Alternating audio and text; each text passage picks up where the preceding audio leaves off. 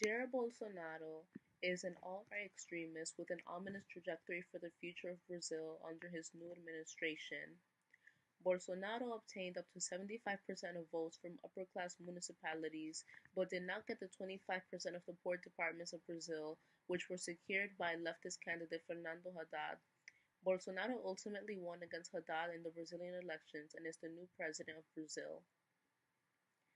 Bolsonaro, the former army captain, has expressed nostalgia for Brazil's military dictatorship, torture, and also advocated support for former fascist dictator Augusto Pinochet from Chile, in saying that Pinochet did not kill enough dissidents in his violent coups against the democratically elected Marxist president of Chile, Salvador Allende, who was murdered in the 1973 coup backed by the US against Chile. He Bolsonaro also draws inspiration from other fascist regimes in South America, as well as from anti-native and anti-black rhetoric, such as from Argentina's President Mauricio Macri, who has stated that all Latin Americans came from Europe, which erases the indigenous peoples who have been living in what is now Latin America thousands of years before any Spaniard or Portuguese conquistador invaded the Americas and renamed it and rebranded it Latin America. Furthermore, Jair Bolsonaro wants to remove Brazil from the Paris Agreement, wants to open the Amazon for further mining and deforestation, will not include indigenous peoples in the elections as only 1% of them are eligible voters, so they have no voice unless politicians include them in their agendas, which he did not do, and he does not want to give land back to indigenous reserves. Bolsonaro has also praised the Brazilian dictatorship, which lasted from 1964 to 1985, and has said that his administration would be heavily armed with military officers and militarized police. He has also advocated support for police killings and police brutality, and the further militarization of Brazil's police forces, which have taken extreme measures against non-white Brazilians. Jair has also incited extreme violent stances towards queer Brazilians, black Brazilians, and the Native American people of Brazil and women of Brazil.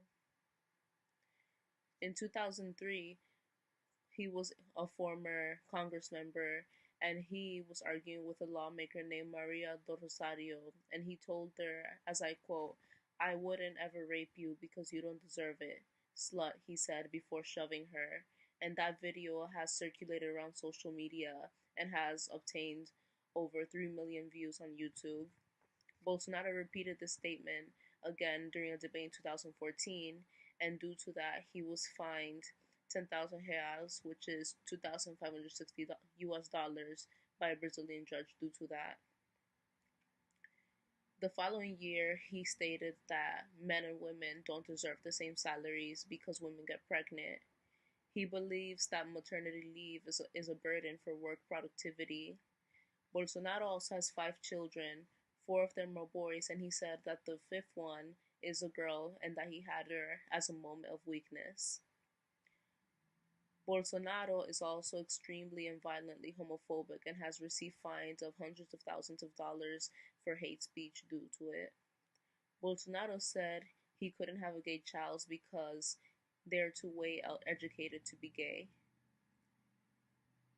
implying that homosexual children are uneducated.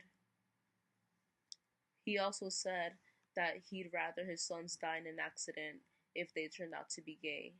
He said homosexuality is an affront to the family structure and that homosexuality can be cured with enough violence. In 2013, he told the actor Stephen Fry that no father is ever proud of having a gay son. Bolsonaro is also xenophobic and opposes immigration. He stated that if the borders were deliberately opened in Brazil, it would cause disorder and misery. He stated this in his Twitter in April of this year. And that same month, he also raised headlines due to his statement saying that he believes that Afro-Brazilians descended from runaway slaves as I quote, weren't even fit for breeding. He has also called Brazil's native populations, especially in the Amazons who live in reserves, parasites. He believes that native peoples are parasites and that black people aren't fit for breeding. Bolsonaro also is an advocate for sterilization and forced birth control of the poor populations of Brazil, overwhelming majority, if not all, of which are black people who live in favelas and other impoverished communities, and native Brazilians who live in the Amazon and in other poor communities. He said, as I quote, only birth control can save us from chaos.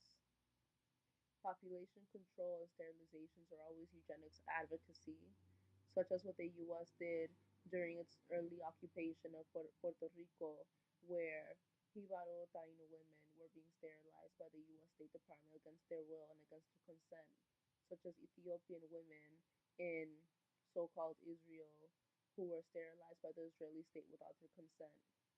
It's a way of controlling non-white populations and to ensure that only white populations can prosper and continue to be the majority globally. This is not to mistaken the previous Mikel Temer administration as progressive, because it was quite the contrary. WikiLeaks documents show that Temer had been an intelligence informant for the U.S. government and discreetly shared information with the U.S. Southern Command in regards to the 2006 election of Luis Inácio Lula da Silva and his leftist Workers' Party.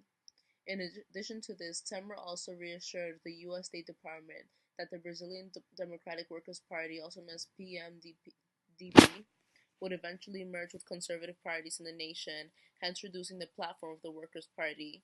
The Workers' Party advocated relief and socioeconomic support for marginalized groups in Brazil, including indigenous tribes, and with Temer actively stripping them of their platform, their assistance to natives are further limited. Due to this, natives are more vulnerable to the anti-indigenous policies of this capitalist state that is being continued through the Bolsonaro administration. Under Temer, state assets were sold to private sectors, thousands of government jobs were cut, poverty relief programs were scaled back, and border disputes with the indigenous peoples have been nullified.